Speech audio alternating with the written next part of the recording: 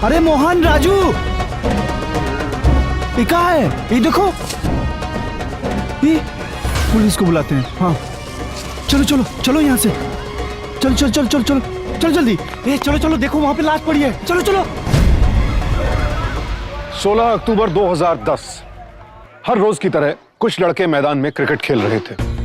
तभी अचानक एक लड़के को झाड़ियों के पास एक युवती की लाश दिखाई दी, लगभग 75% जली हुई अवस्था में।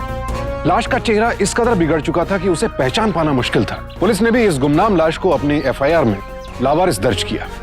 ये कोई हादसा था या हत्या, और जो भी था उसके पीछे वजह क्या थी, और सबसे बड़ा सवाल कि ये लाश किसकी थी। अम्मा, हम जा रहे हैं, शाम तक लौट आएंगे, ठीक है? ज्योति, आज रविवार के दिन कहाँ जा रही हो बाहर? काहे भैया, रविवार के दिन सारा दुनिया घर पर ही रहता है क्या? अगर ऐसा ही है तो भाई क्रिकेट का बैट उठाए हुए कहाँ जा रहे हो? बैट उठा के सिर पर मारेंगे ना तो सब समझ में आ जाएगा। जब देखो तब ही जबान लड़ाएंगी। हाँ, लड़ाते हैं, लेकिन तुम क्रिकेट के अलावा कछु काम भी कर लिया करो। कछु काम धाम तो तुमसे होता नहीं, बस हम पर ही तुम्हारी दादागिरी चलती है। अच्छे से नौकरी ढूंढ लो अपने लिए।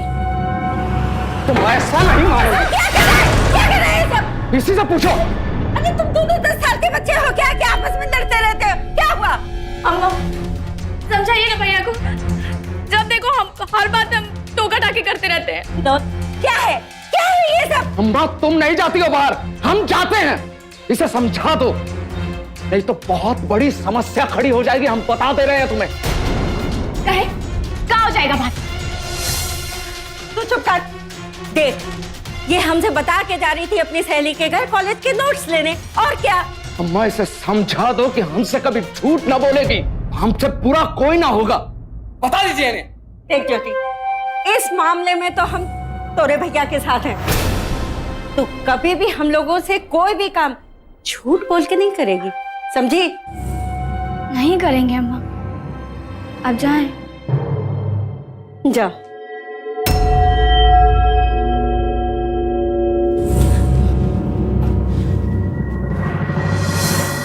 और तू विनोद, अपने गुस्से पे काबू रख, समझा? पगला गया है।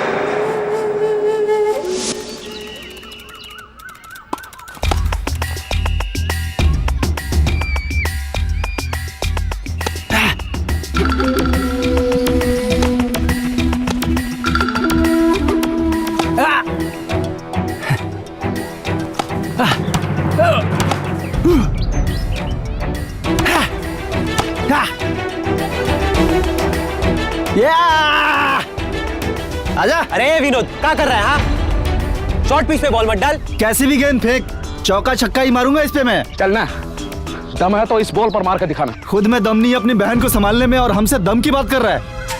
क्या बोला बे? क्या बोला? क्या बोला? चल चल जाके गेंद फेंक, ज्यादा रंगबाजी मत दिखा हमको। बोले का तुम? फिर से बोल के दिखाओ ना। बोलो ना, अब हिम्मत नहीं हो रही है ना? हिम्मत की बात करता है तो ले सुन, तुझमें हिम्मत नहीं अपनी बहन को संभालने की। अबे आंखें मत दिखा, जाके देख पुराना बाजार में बैठी होगी सुशील के साथ। हमारा बहन के बारे में उल्टा सीधा बात बोलता है, हाथ पांव तोड़ देंगे। साला टेटू दबाना तुम्हारा। कह रहा है। अरे सुन, अरे मारना तो साला सुशीलवा को मार, बहुत हवा में उड़ रहा है।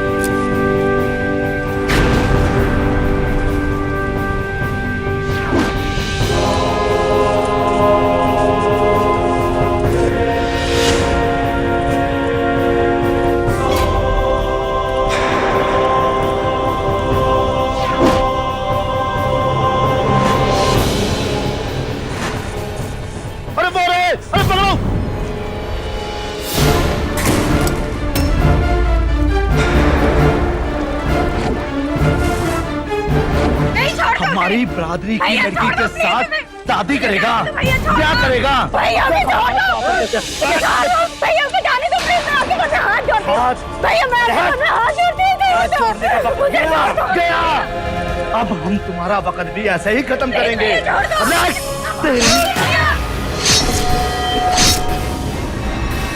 अब हम तुमको ऐसे ही टुकड़ा टुकड़ा करके मारेंगे।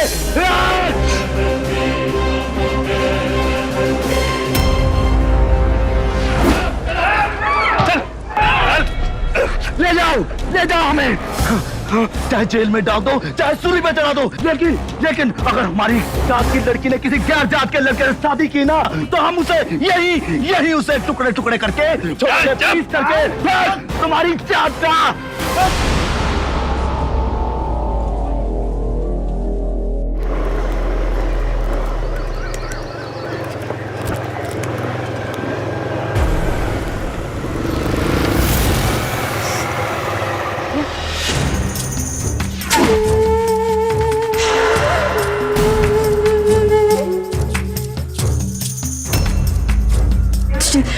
तुम यहाँ से जाओ।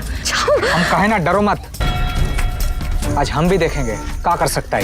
कुछ देखना सुनना नहीं है, सबके सामने बड़ा तमाशा बनाओगे का, जाओ यहाँ से।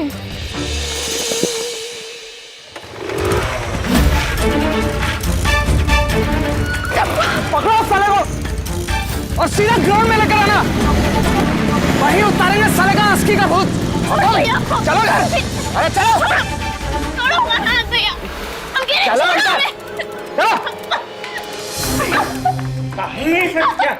बाबूजी झूठ बोल कर गई थी, पुराना बाजार में घूम रही थी, पूछिए ना कि क्या कर रही थी ये वहाँ। समझा लो इसे, हाथ क्या टुकड़ा टुकड़ा करके फेंक देंगे।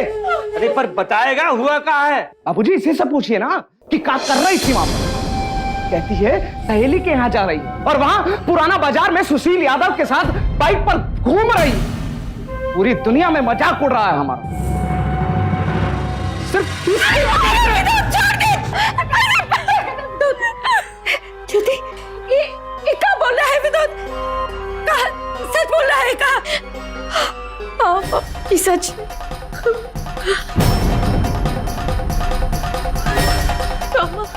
इसमें गलत क्या है? हम सुशील से प्यार करते हैं। प्यार का नाम मत लेना हमारे सामने। देखे थे ना वहां पुराना बाजार में प्यार करने वाला एक लड़का लड़की को कैसे काट के फेंक दिए थे। याद रखना तुम ऐसा की ना तो हम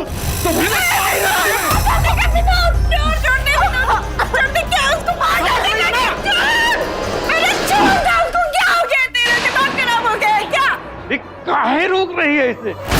ऐसी बेशरम लड़की के तो मैं हाथ पैर काट के रख दूंगा। अरे भाई बाप का इसको जरा भी ख्याल नहीं है। रुक मैं तुझे अभी देखता हूँ। आपको भी क्या हो रहा है? अरे संभालिए ना, आप सब लोगों को क्या हो गया ये सब? अरे मैंने तुझे थोड़ी सी छूट का दी, तूने तो हदें पार कर दी। तू भी सुन ले, आज के बाद ये अपने घर से बाहर नहीं निकलेगी और जल्दी इसकी शादी हम कर देंगे किसी से, समझ गई? चल हट मेरे बीच से। बाबा जी,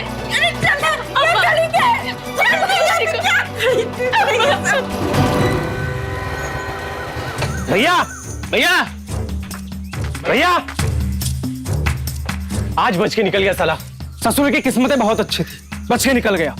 कब तक बचेगा साला? दोबारा कहीं दिखे ना तो हमें बुला लेना। साले को इतना मारेंगे कि फिर किसी लड़की की तरफ आंख उठाकर देखना भूल जाए।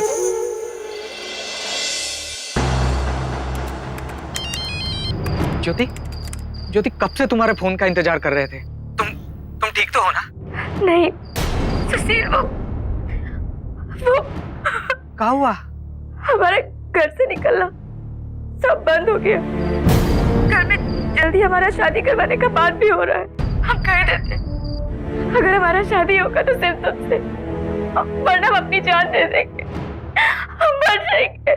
ऐसा बात मत करो ज्योति। देखो ज्योति, तुम चिंता मत करो, समझे? हम कुछ करते हैं। देखो ज्योति, एक बात समझ लो, तुम्हारा शादी अगर किसी से होगा ना तो वो सिर्फ हमसे होगा। नहीं ना मानोगे? जो घर से निकलना बंद किए तो फोन पर जी में तो आता है कि तुम्हें यहाँ के यहाँ मार। रुक जा बेटा। कल इसे लड़के वाले देखने के लिए आने वाले हैं, तब तक शांत रहे। लड़के वालों के सामने कोई नौटंकी की ना, समझ लेना कि तुम्हें तो हम मारेंगे ही और उस सुशील का टुकड़ा टुकड़ा करके मार्केट में फेंक देंगे।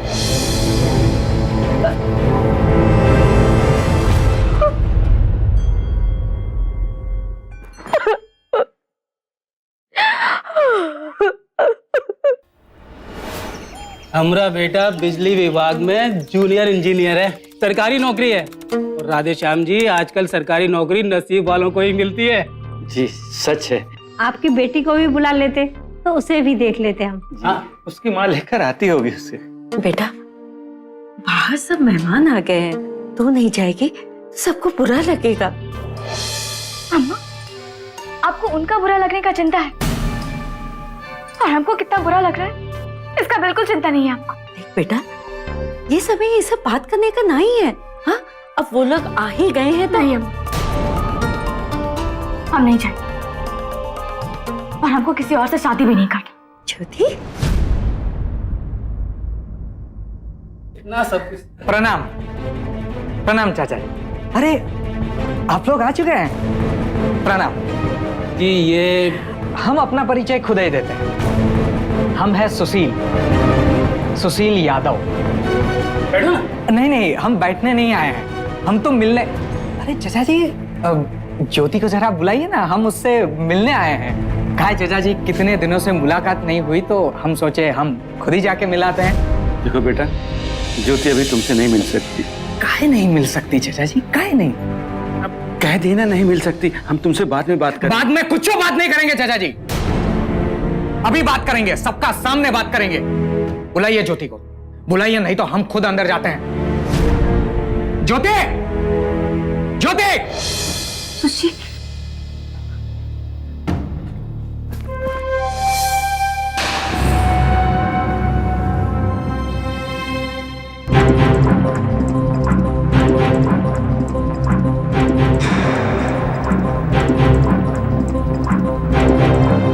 ज्योति, तनिक भी, इतना भी चिंता मत करना, हम अब आ गए हैं। तो बेटा, घर में मेहमान आए हुए हैं। मेहमान आए हैं चाचा जी तो चले भी जाएंगे। आपका बेटी है ना ज्योति, उसका शादी दुनिया में एक ही आदमी से होगा और उसका नाम है सुशील यादव, समझे? राधे श्याम जी, ये सब क्या चल रहा है? हम समझाते हैं। क्या है ना, इनका जो बेटी है ज्योति, वो और हम एक दूसरे से बहुत प्यार करते हैं और शादी भी करने वाले हैं। आप यहाँ पे आए उसके लिए शुक्रिया, लेकिन आपका समय बर्बाद हुआ इसके लिए क्षमा चाहते हैं। अब आप यहाँ से जाइए और प्लीज दोबारा मत आइएगा, ठीक है? इसलिए बुलाया था ना।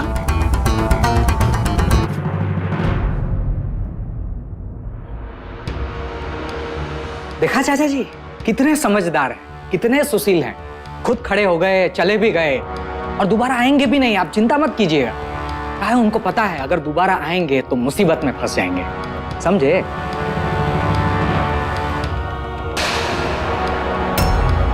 आपकी लड़की से बहुत प्यार करते हैं चाचा जी। वो अगर मेरी ना हो सकी तो और किसी की भी नहीं होने देंगे, सुना आपने?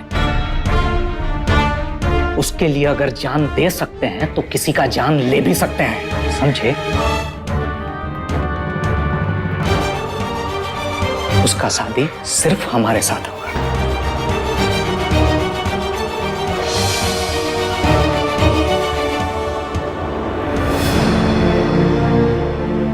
ख्याल रखना ज्योति।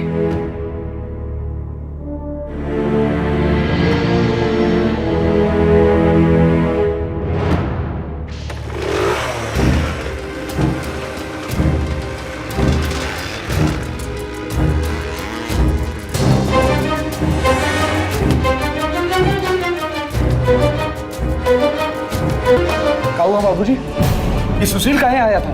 अरे तू कहाँ गया था? वो सुशील लड़के वालों के सामने हमारी मिट्टी पलीत करके चला गया। और सुशील को बताया किसने कि लड़के वाले आने वाले हैं? इसी ने बताया होगा। इसे अपने भाई और बाप का तो ख्याल ही नहीं है। सुशील का क्या हुआ बेटा? तू यहाँ क्या कर रहा है? छोड़ हमका। अरे क्या कर रहे हो तुम लोग? घुसे थे ना। छोड़िए, अरे छोड़िए ना, क्या कर रहे हो? अरे क्यों मार रहे हो? अरे आप क्या खड़े हैं? पुलिस को फोन करिए ना। अरे हमरा बिटवा। Hello, police station?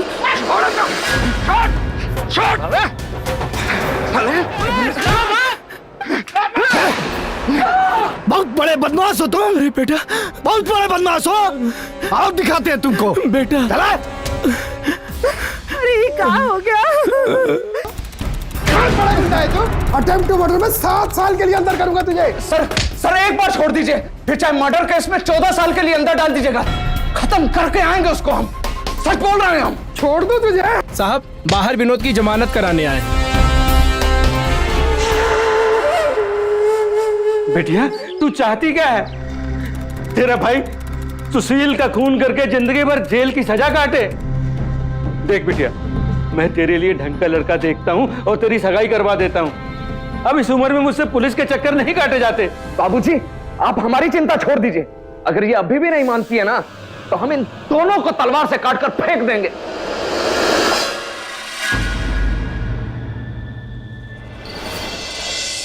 देख ज्योति बेटा, अब बात बहुत बिगड़ गई है। तू विनोद के दिमाग को जानती है ना। अगर गुस्से में आकर उसने कुछ उल्टा सीधा कर दिया तो तू जिंदगी भर अपने आप को कोसती रह जाएगी। हमने हमेशा तुम्हारा साथ दिया है। अब हम ही कह रहे हैं, अब बस, अब भूल जा तू बेटा, सुशील को भूल जा। तू मानेगी ना अपनी माँ की बात? ठीक है अम्मा, अगर इसमें ही आपका खुशी है तो ही सही। हमारे समाज में ज्यादातर माता पिता अपने बच्चों को अपना मनपसंद जीवन साथी चुनने का अधिकार नहीं देते। ये कहकर कि बच्चे अपना भला बुरा नहीं समझते हैं, वो अपनी पसंद का रिश्ता बच्चों पर थोप देते हैं। ये भी नहीं सोचते कि इसका बच्चों के मन पर क्या प्रभाव पड़ेगा। इस केस में भी विनोद ने सुशील और ज्योति को अपना रिश्ता तोड़ने के लिए धमकाया, और इतना ही नहीं, सुशील को काफी मारा भी। अपने पिता और भाई की जोर जबरदस्ती और मां के समझाने पर मजबूरी में ही सही, ज्योति आखिर उनकी बात मान गई और उसने सुशील को भूलकर किसी और से शादी करने का फैसला स्वीकार कर लिया।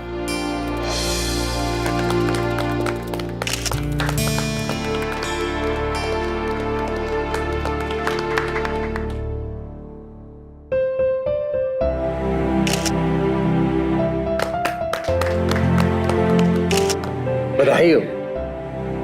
ये जगदीश सिंह जी हैं। नमस्ते। ये ज्योति के कॉलेज में एडमिनिस्ट्रेशन डिपार्टमेंट में। ज्योति हमारे कॉलेज की बहुत ही होनहार स्टूडेंट है। सच में बहुत ही अच्छी बहू मिल रही है आपको। यहाँ कोई आता नहीं है क्या?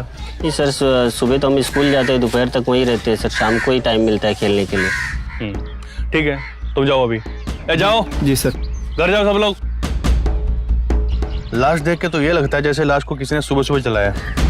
हाँ साहब, जख्म भी इसके ताजे लग रहे हैं। यादव एक काम करो जी, आसपास जितने भी मिसिंग केस हुए हैं उसमें चेक करो, और इस लाश से जो भी मिलता जुलता केस है उसके परिवार वालों को बुलाओ और उसकी शिनाख्त करवाओ। लेकिन साहब, कोई नहीं मिला तो? 4-5 दिन देखो, नहीं तो फिर मिसिंग समझ के इसकी किराया करवा दो। ठीक है सर। ठीक है। अरे सुनो, बहुत जिद कर रही थी ज्योति, कह रही थी आखिरी बार जा रही हूँ, फिर कभी नहीं जाऊंगी। सुबह की गई है, शाम होने को आई है, अभी तक नहीं आई है। तू जाके देख ना बेटा। अरे बाबूजी गए हैं ना उसकी सहेली विभा के यहाँ पता करने। और हम कहाँ जाए? अरे तो तू भी चला जाएगा तो क्या हो जाएगा? हाँ, क्या हुआ ज्योति? ज्योति तो विवाह के घर पहुंची ही नहीं। भगवान, कहीं उसके साथ कुछ उल्टा सीधा हो गया तो क्या करेंगे? हाँ, पुलिस में रिपोर्ट लिखाएं क्या? यही ठीक रहेगा। ठीक। इंस्पेक्टर साहब, हमारी बिटिया ज्योति सुबह घर से निकली है साहब, और जहां जाने को कहा के गई थी वहां नहीं पहुंची साहब। आपकी बेटी की उम्र क्या थी साहब 23 साल साहब। यादव जी सर। इस लड़की की लाश हमें मिली है, इसकी शिनाख्त करवाओ। आइए। ये आप क्या कह रहे हैं इंस्पेक्टर साहब? अब हमें हमारे बहन का लाश दिखाने ले जा रहे हैं? या आप बोल रहे हो? मैंने सिर्फ शिनाख्त के लिए बोला है। अब एक काम कीजिए, शिनाख्त करके आइए। हो सकता है कि वो लाश आपकी बहन की ना हो। आइए।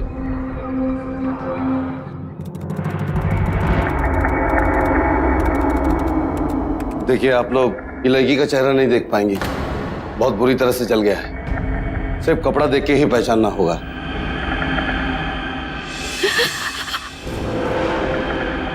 ये तो ज्योति का कपड़ा ये तो कपड़ा पहन के निकली थी ज्योति। हमको ये लाश का उंगली में से सोने का अंगूठी और सोने का चैन भी मिला है। ये तो सगाई का अंगूठी। ज्योति, राधेश्याम जी, आपकी किसी के साथ दुश्मनी या फिर आपकी बेटी की? नहीं। पर आप ये सब क्यों? क्योंकि अगर ये खून लूटपाट के इरादे से हुआ होता तो ये चैन अंगूठी नहीं मिलती। नहीं साहब, कोई दुश्मनी नहीं था।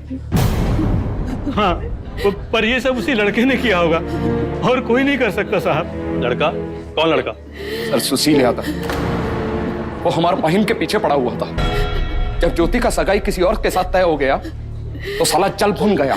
सर वही किए होगा ये सब, हम छोड़ेंगे नहीं उसको।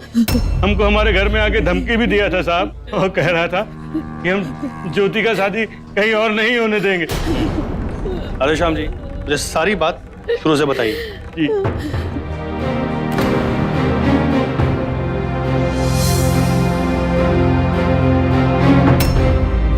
ये सुशील यादव रहता कहाँ है?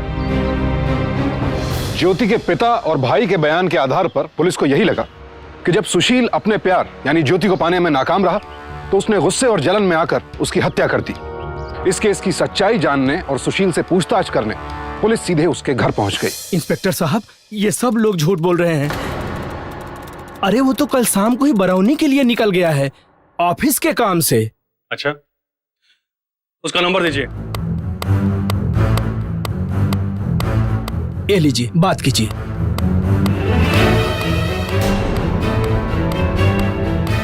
नंबर ऑफ है उसका।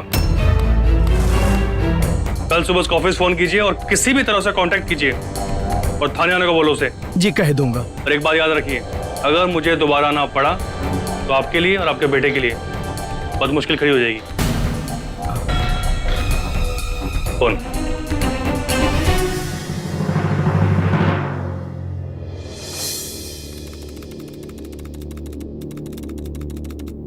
फोटो के आगे दिया लगा दिए हो ना, बस बहुत है।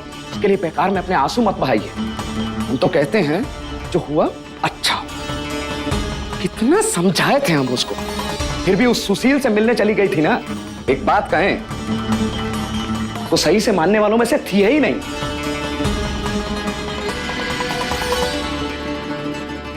अब कहाँ देख रही हो हमें?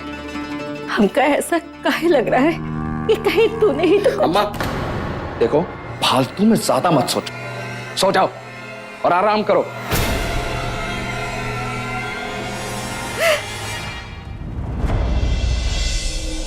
मैंने कहा था ना सुशील को पुलिस स्टेशन भेजना। साहब, हम ऑफिस से पता किए हैं, अभी तक वो बरौनी नहीं पहुंचा है। हमें तो डर लग रहा है सर, वो कभी ऐसा नहीं करता है। वो हमेशा बता के जाता था, पता नहीं क्या हुआ। अच्छा, एक लड़की का खून करने के बाद बता के जाएगा वो है? खून?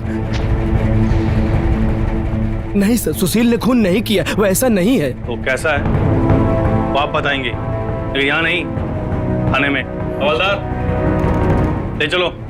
साहब, आप इन्हें क्यों लेके जा रहे हैं? इन्होंने क्या किया? हमरा पिटवा का कुछ पता नहीं, आप इन्हें क्यों लेके जा रहे हैं? साहब ऐसा मत कीजिए। देखिए आप बुजुर्ग हैं, इसलिए शराफत से पूछता हूँ, बताइए आपका बेटा कहाँ है? हम बिल्कुल सही बोल रहे हैं इंस्पेक्टर साहब। हमने उसके दोस्तों से पता किया, अपने सारे रिश्तेदारों के यहाँ पता किया, वो कहीं नहीं है। हमें लगता है कि वो विनोद ने जरूर उसे कुछ कर दिया होगा। कौन विनोद? वो उस मरी हुई लड़की का भाई?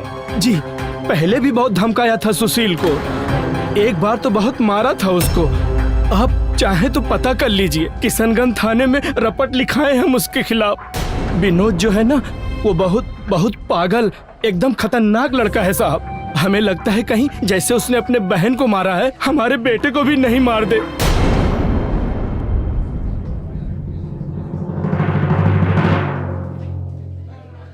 प्रमोद को छोड़ दो।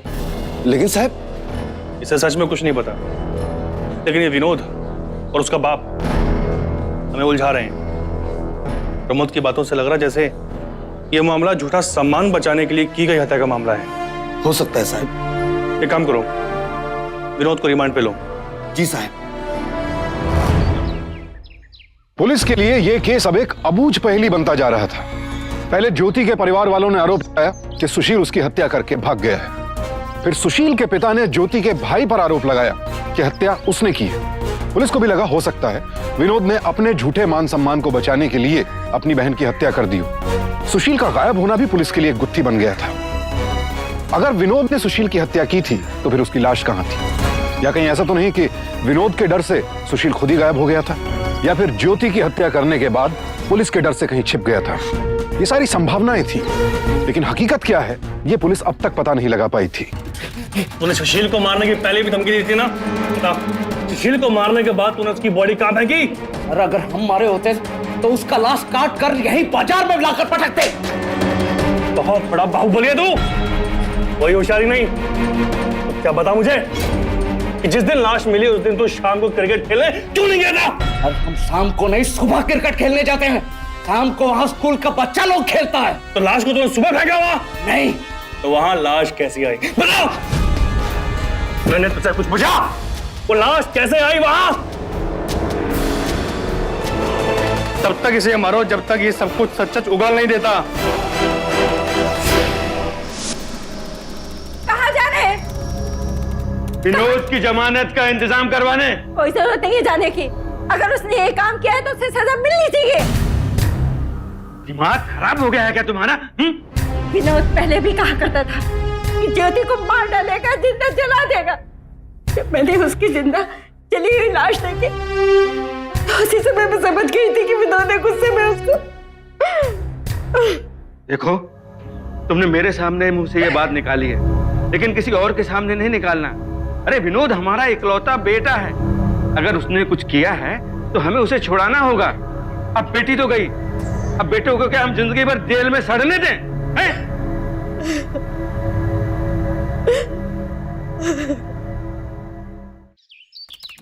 इंस्पेक्टर साहब, ये रहे विनोद के जमानत के पेपर।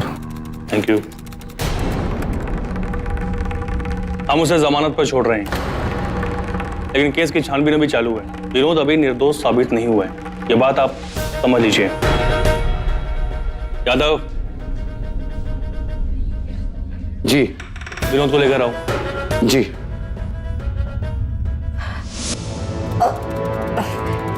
आराम से। सहली बेटा, बेटा एक बात बता, क्या तूने ही ज्योति और सुशील को अम्मा, जब हमसे यही सवाल पूछने थे तो काहे हमें जेल से छुड़वाए हो? तो कहते हैं जो हुआ बहुत अच्छा हुआ। कि साला वो सुशील मर खप गया और अपनी ज्योति जो अपने ही परिवार का इज्जत मिट्टी में मिलाने पर तुली हुई थी, अब तो उसका भी अंतिम संस्कार हो गया। अम्मा, अब तो हमें शांति से जीने दो।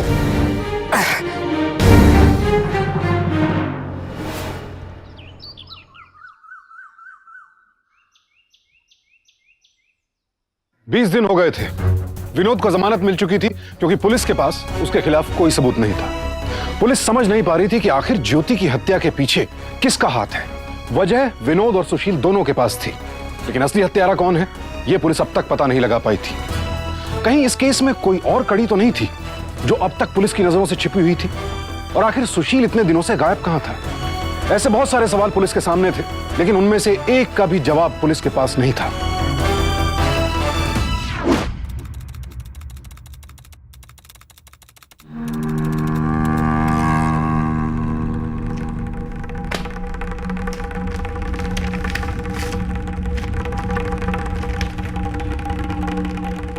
सुशील यादव के रेफरेंस चेक का एप्लीकेशन? मतलब सुशील यादव ने नौकरी के लिए अप्लाई किया है? ये लेटर देखिए।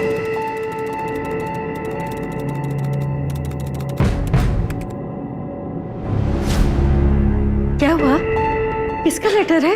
भाभी जी, ये सुशील यादव के रेफरेंस चेक का लेटर है। कल कॉलेज में आया था।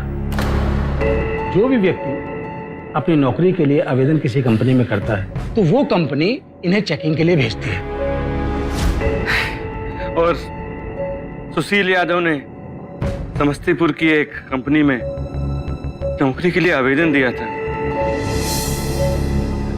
अभी हाल ही के दिनों की तो बात है। इसका मतलब सुशील जिंदा है। हमें तुरंत समस्तीपुर चलना चाहिए और इस कंपनी में जाकर पता लगाना चाहिए। मैं बेकार ही अपने बेटे को दोषी मान रही थी। इस सुशील ने ही मेरे बेटे को मारा है। चलिए हम अभी समस्तीपुर चलते हैं। उठिए ना, चलिए ना, सोच क्या रहे हैं आप? साहब, पटना के सुशील यादव ने आपके यहाँ नौकरी के लिए अप्लाई किया था। उसके वेरिफिकेशन के लिए आपने यूनिवर्सिटी में अर्जी दी थी। जी हाँ, पर आप लोग कौन है? और जी, क्या वो यही सुशील यादव है? एक मिनट में चेक करके बताता हूँ।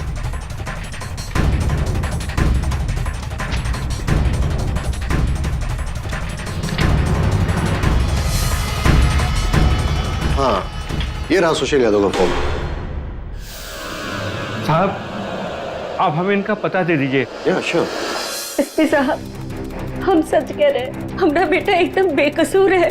सुशील के घर वाले उस पर गलत आरोप लगा रहे हैं। हमने पता लगा लिया है, सुशील जिंदा है और समस्तीपुर में है। आपको इस बात की पक्की खबर है? हाँ साहब, ये देखिए, रेफरेंस के लिए समस्तीपुर के एक कंपनी ने उसके कॉलेज में ये अर्जी भेजी। इंस्पेक्टर, आप फौरन इन दोनों को साथ लेके समस्तीपुर चले जाइए। जी सर, आइए।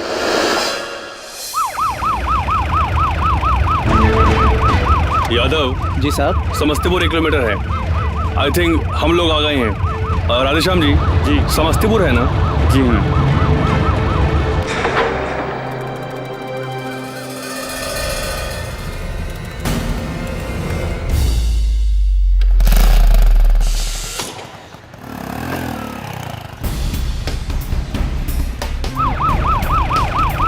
सर, लगता है समस्तीपुर आ गया सर।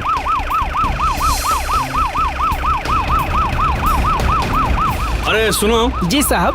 ये दौलतपुर 568/25 कहाँ है? यहाँ से आप आगे से दाएं मुड़िए और बिल्कुल बाएं तरफ ही है। ओके, चलो। अरे रे रे साहब, रुकिए, हमसे गलती हो गई। उधर तो 588 नंबर है। 568 नंबर वहीं से दाएं मुड़ते ही गली में है। Okay, thank you. जी साहब। चलो।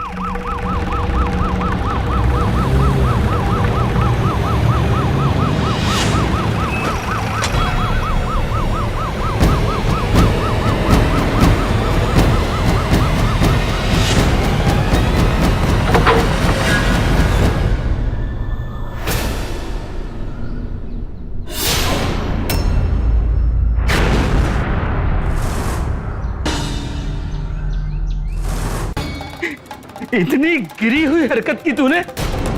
अरे तेरी मौत की खबर ने हम सबको कितना दुखी कर दिया था। तेरी माँ तो उस रात से ठीक तरह से सो भी नहीं पाई। रात दिन तेरे लिए रोती रहती थी वो। चुपचाप बिना इधर उधर किए बताओ मुझे, क्या ज्योति यहाँ है? वो लाश किसकी थी? हाँ बाबू, हम आपको बताए ना, हमको सही में कुछ नहीं पूछे हम। साहब, हम आपको सच बताते हैं। उस लड़की को हम नहीं जानते हैं। देखो, उस लड़की को हमारा दोस्त बलजीत लेकर आया था। हमको कुछ नहीं मालूम। एक लड़के जिसे तुम जानते नहीं हो, पहचानते नहीं हो, क्यों मारो उसे? तो हम क्या करते हैं साहब? हम क्या करते हैं? ये जितना भी शराफत का चोला हुए बैठे हैं ना ये लोग यहाँ पे, जीना मुश्किल कर दिया था हमारा। ज्योति का जबरदस्ती शादी करवा रहे थे ये लोग। उसका सगाई तो करवा ही दिया था।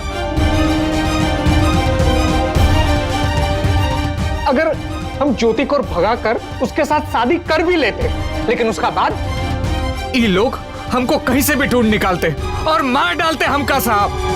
हमारे पास कोनो रास्ता नहीं छोड़े थे ये लोग, तब जाके हम ये किए हैं, कोनो रास्ता नहीं छोड़े थे।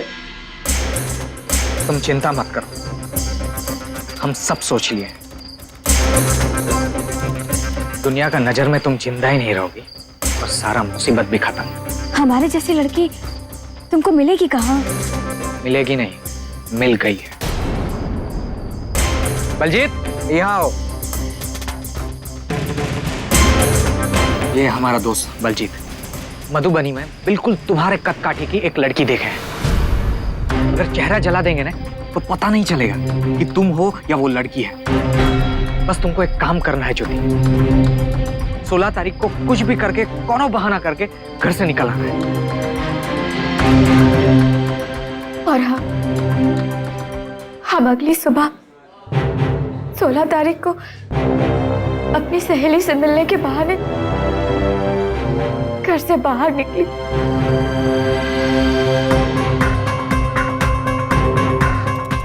ज्योति, तुमने हमें ये क्रिकेट बताने काहे बुलाया? काहे बुलाए का क्या मतलब है? देखो, इस समय यहाँ पर कोई नहीं होता है, समझे? हम फटाफट यहाँ से अपना काम खत्म करके निकलते हैं। बलजीत थोड़ी देर में लड़की को लेकर आता ही होगा, पता है ना क्या करना है? ठीक 2 बजे बलजीत उस लड़की को लेकर वहां पर पहुंच गया। आओ। लेकिन तुम तो कह रहे थे कि पटना में काम मिलेगा हमको, ये कहाँ ले आए हमें? अरे जो लोग नौकरी देने को कहे हैं उन्होंने यही बुलाया। आओ तुम्हें मिलाते हैं, आओ। अरे सोचो मत, आओ।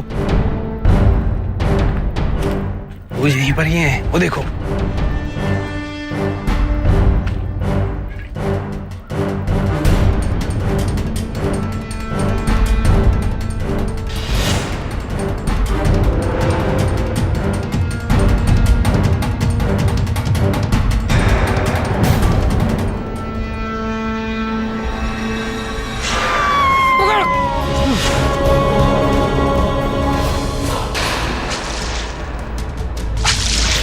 हम जैसा सोचे थे सब बराबर वैसे ही हो रहा था। सब मान लिए थे कि ज्योति मर गई और सक्का सुई हमारे ऊपर ना आए, इसलिए हम भी किसी को कुछ भी बताए बगैर वहां से भाग गए। क्या कर दिए तुम? क्या कर दिए तुम?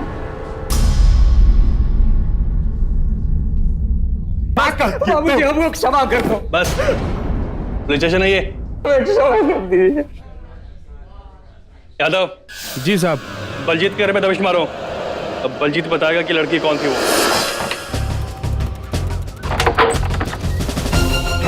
बलजीत। हाँ चल। अरे क्या कर रहे हो? क्या कर रहे हो? रूपा का खून किया तूने इसलिए? अरे हम किसी रूपा को नहीं जानते। अच्छा चल। सब रूपा नाम था उसका, जहानाबाद से नौकरी दिलाने के लिए लेकर आए थे उसे। पूरा 1 महीना लगा था ज्योति जैसा लड़की ढूंढने में, और सब 1 महीने का तनख्वाह एडवांस दिया था उसके घर वालों को।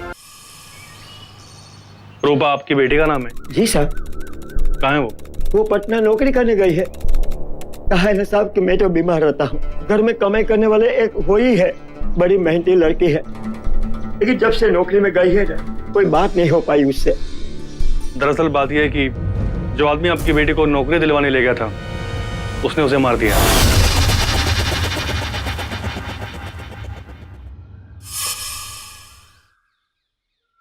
सुशील और ज्योति ने अपने प्यार के लिए कितने जघन्य अपराध को अंजाम दिया। आखिरकार अदालत में सुशील, ज्योति और बलजीत का अपराध साबित हो गया और उन्हें सजा सुनाई गई। लेकिन इस केस में सबसे बड़ी सजा पाई रूपा और उसके परिवार ने। अपने परिवार के लिए नौकरी की तलाश में निकली रूपा को अपनी जान से हाथ धोना पड़ा, और रूपा के परिवार को जो दुख पहुंचा उसकी भरपाई करना नामुमकिन है। खुद सुशील और ज्योति के परिवार वालों को भी इस केस में बेहद दुख का सामना करना पड़ा। अगर ज्योति के घर वालों ने सुशील और ज्योति के रिश्ते का इस तरह से विरोध न करके उनकी इच्छा का सम्मान किया होता तो आज किसी को भी यह दिन न देखना पड़ता। और ज्योति और सुशील का अपने प्यार के लिए एक मासूम अनजान लड़की का कत्ल कर देना, यह पागलपन ही कहा जाएगा। एक प्रादेशिक अखबार के अनुसार 10 से 15% अपराधों की जड़ में कोई ना कोई प्रेम प्रसंग होता है। ज्योति और सुशील ने एक साथ मिलकर इस अपराध को अंजाम दिया था ताकि वो जिंदगी भर साथ रह सके, लेकिन जिस काम का रास्ता गलत हो उसका नतीजा भी गलत ही निकलता है। आज दोनों अलग अलग जेल में सजा काट रहे हैं।